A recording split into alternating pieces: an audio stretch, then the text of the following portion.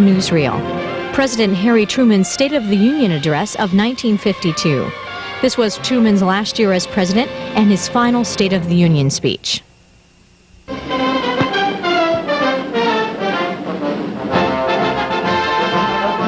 A joint session of Congress welcomes President Truman as he arrives to deliver his annual State of the Union message for 1952.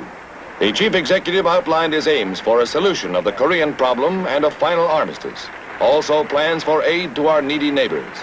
In addition to an encouraging report on domestic progress and a plea for the fair deal, he specifically warned the nation of threat of war and the increasing buildup of communist weapons in spite of disarmament hopes. The present session of the United Nations in Paris, we, together with the British and the French, offered a plan to reduce and control all armaments under a foolproof inspection system. This is a concrete, practical proposal for disarmament. If the Soviet leaders were to accept this proposal, it would lighten the burden of armaments and permit the resources of the earth to be devoted to the good of mankind. But until the Soviet Union accepts a sound disarmament proposal and joins in peaceful settlements, we have no choice except to build up our defenses. The world still walks in the shadow of another world war. To meet the crisis which now hangs over the world, we need many different kinds of strength: military, economic, political, and moral. And of all these, I'm convinced that moral strength is the most vital. When you come right down to it, it is the courage and character of our nation and of each one of us as individuals that will really decide how well we meet this challenge.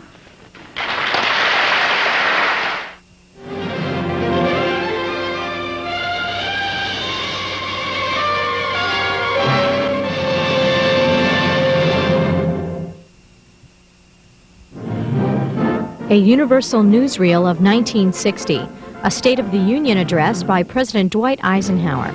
This was Eisenhower's last year of his second term in office. President Eisenhower gives the Congress his annual State of the Union message, predicting a boom in the economy, revealing spectacular advances in development of the Atlas missile, and reviewing the prospects for peace.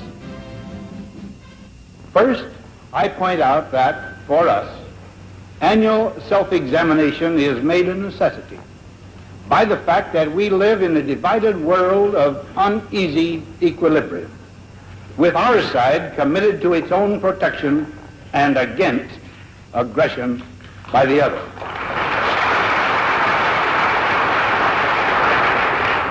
With both sections of this divided world in possession of unbelievably destructive weapons, mankind approaches a state where mutual annihilation becomes a possibility.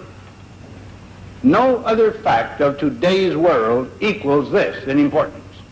It colors everything we say, everything we plan, and everything we do. There is demanded of us vigilance, determination, and the dedication of whatever portion of our resources may be needed to provide adequate security, especially to provide a real deterrent to aggression. These things we are doing. And these facts emphasize the importance of striving incessantly for a just peace. Only through the strengthening of the spiritual, intellectual, economic, and defensive resources of the free world can we, in confidence, make progress toward this goal.